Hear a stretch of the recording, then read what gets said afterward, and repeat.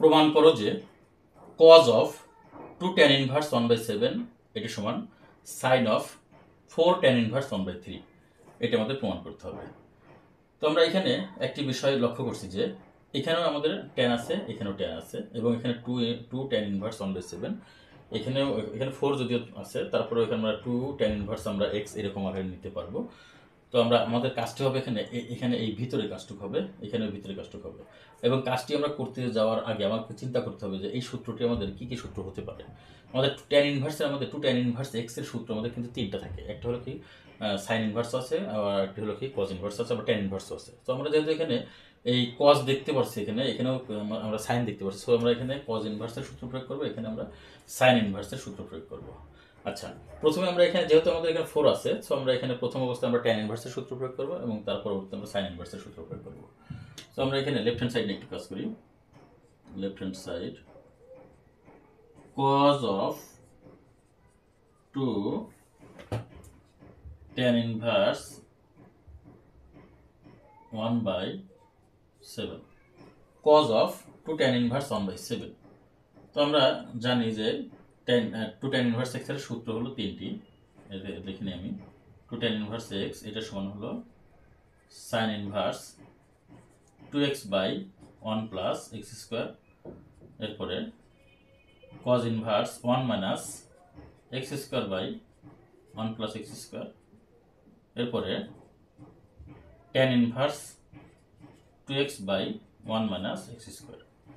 2 tan inverse x এর আমাদের তিনটি সূত্র। তো আমরা এখানে কোন সূত্রটি কাজে লাগাবো, আমরা কিন্তু এই যে এখানে আমাদের যেটা আছে সেটা দেখে বুঝতে পারি। এখানে যেহেতু আমাদের cos আছে, কারণ আমরা কেন কাজে লাগাবো এটা, কারণ cos ইনভার্স x এটি ইকুয়াল টু আমাদের একটা মান আসবে, কিন্তু সেই সূত্র থেকে সেই ক্ষেত্রেই আমরা সেটি বিবেচনা করি, আমরা কিন্তু এখানে cos এর সূত্র আমরা এখানে প্রয়োগ করব। তার মানে কি, এখানে cos ইনভার্স কি হবে 1 minus x square by 1 plus x square. তাহলে x স্কয়ার বলতে এখানে 1/7 হোল স্কয়ার করলে আমি একেবারে করে দিই 1 বাই কত 49। আচ্ছা, যদি কারো বোঝার কোনো সমস্যা থাকে আমি আস্তে আস্তে করি, ধীরে ধীরে করি। তাহলে কি হবে, এখানে 1 minus 1/7 whole square by 1 plus 1/7 whole square.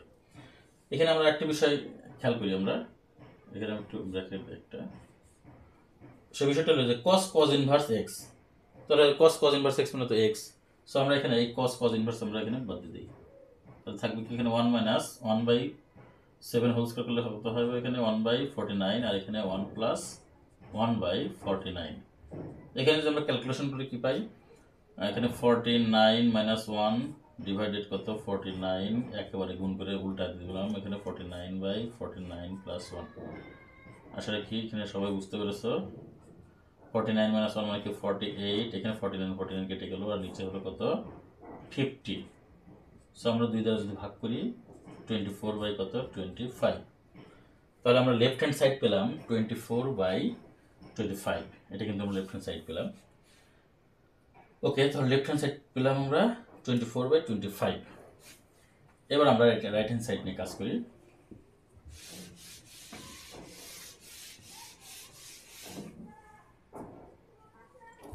Right hand side sin of 4 tan inverse 1/3। এখানে এই যে sin of 4 tan inverse 1/3, আমরা প্রথমেই sin of 2 into 2 tan inverse 1/3, 2 tan inverse 3, এতে আমরা কোন সূত্রটি প্রয়োগ করব, এখানে আমরা sin ইনভার্স দিয়ে প্রয়োগ করব নাকি tan ইনভার্স দিয়ে প্রয়োগ করব, এটা আমাদের আগে বুঝতে হবে।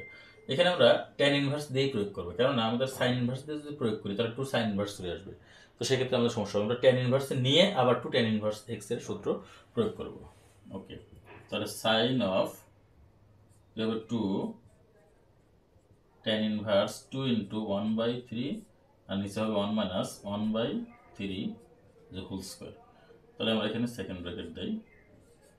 তার মানে কি, 2 তো আমাদের থাকলো এখানে 2 tan inverse 1/3, 2 tan inverse x এর সূত্র হলো tan inverse 2x by 1 minus x square, তার মানে 2x by 1 minus x square. Okay, তাহলে এখানে কি হবে sin of 2 tan ইনভার্স, এখানে 2/3 আর নিচে হবে 1 মাইনাস 1/9। ওকে, তাহলে এখানে কি হবে সাইন অফ 2 tan ইনভার্স 2/3, আর এখানে 9 থেকে 1 বিয়োগ করলে কি হবে 8, 8/9। তাহলে আমরা যদি এখানে ক্যালকুলেশন করি 2 tan ইনভার্স এখানে হবে 2/3 গুণ উপরে 9 নিচে 8। এই যে আমরা এখানে সেকেন্ড ব্র্যাকেট ইউজ করি আর এখানে ফার্স্ট ব্র্যাকেট। ওকে, তাহলে কি হবে সাইন ইনভার্স 2 tan ইনভার্স 3 3 9 উপরে হলো 3 আর নিচে হলো কত 4। এটা আমাদের আসলো সাইন অফ 2 tan ইনভার্স 3/4। এবার 2 tan ইনভার্স 3/4 কে আমরা আবার সূত্র প্রয়োগ করব। আচ্ছা, আমি কাজের সুবিধার জন্য আমি এখানে একটু মুছে দিচ্ছি।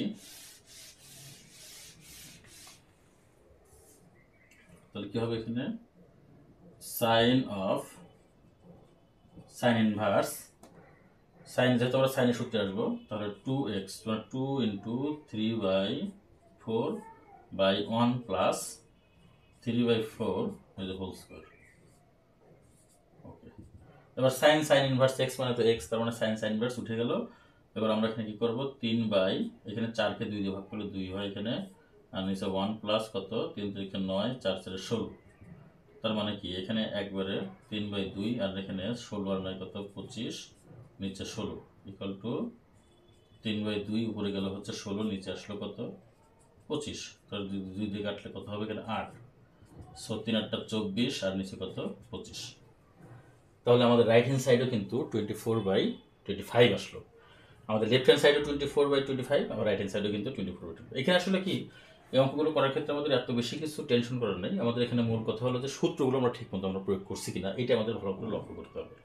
সূত্রগুলো যদি আমরা ঠিকঠাক মতো প্রয়োগ করতে পারি তাহলে আমাদের এখানে অতটা সমস্যা হবে না, অঙ্কগুলো আমরা খুব সহজেই আমরা করতে পারবো। প্রিয় শিক্ষার্থীবৃন্দ, তোমরা আসলে কি বুঝতে পেরেছো?